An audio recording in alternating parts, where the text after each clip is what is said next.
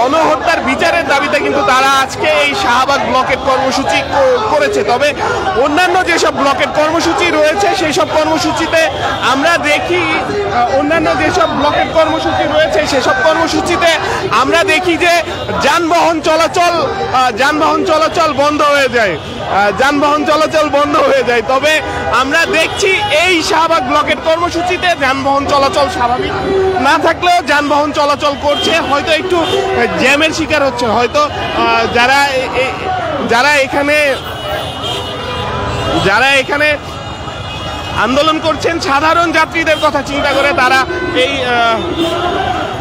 অবস্থান কর্মসূচিটি নিয়েছেন। আমরা কয়েকজন চালকের সাথে একটু কথা বলবো। ভাই, প্রায় সময়ই দেখা যায় যে শাহবাগে আন্দোলন হচ্ছে, এতে আপনারা কেমন ভোগান্তির শিকার হন? এইখানে বাজে গেছে, আমার দায়িত্ব হচ্ছে আপনার ছায়া দেবো, আমি কেমন দাম কোন ভাই? এই যে গণহত্যার দাবিতে যে আন্দোলনটা করছে এরা, ঠিক আছে, এটার বিচার কি হওয়া উচিত? অবশ্যই আমি চাই বিচার ভাই, এই বিচার আমিও চাই, যেটা বিচার হোক ভাই, সুষ্ঠু বিচার হোক, এটা আমিও চাই। পাশাপাশি আমরা একজন বাইক চালকের সাথে একটু কথা বলবো। ভাই, এই যে আন্দোলনের সময় যে এইভাবে শাহবাগটা আবদ্ধ থাকে বা বন্ধ থাকে, এই সময় কেমন ভোগান্তির শিকার হন আপনি? অবশ্যই অনেক বেশি ভোগান্তি। এই যে আমি বসে আছি, বাসায় যাবো কোনো ঠিক নাই। আমরা দেখছি যে এদের ব্লকের কর্মসূচিতে যান চলাচলের কিছুটা সুযোগ রাখা হয়েছে। আপনাকে সেই বিষয়টি কেমন লাগছে? এটা খুবই দুঃখজনক বিষয় যে এগুলা রাস্তাঘাট বন্ধ করে এভাবে মানুষের কষ্ট দেওয়া রোজা রমজানের দিনে অবশ্যই কষ্টদায়ক। সবাই কখন বাসায় যাবে, কখন গন্তব্যে যাবে কেউ বলতে পারে না, তারা বুঝতে পারছেন।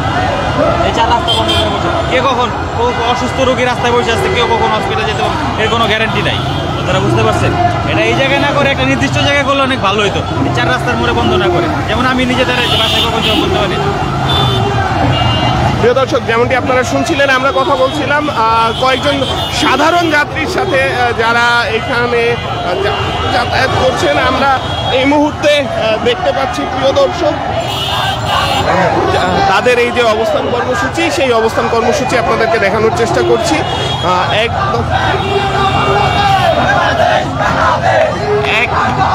এক দাবি নিয়ে তারা কিন্তু এই শাহবাগ ব্লকেট করে রেখেছে এবং তারা তাদের এই কর্মসূচিতে কিন্তু তারা তাদের এই সম্পর্কে বলছে।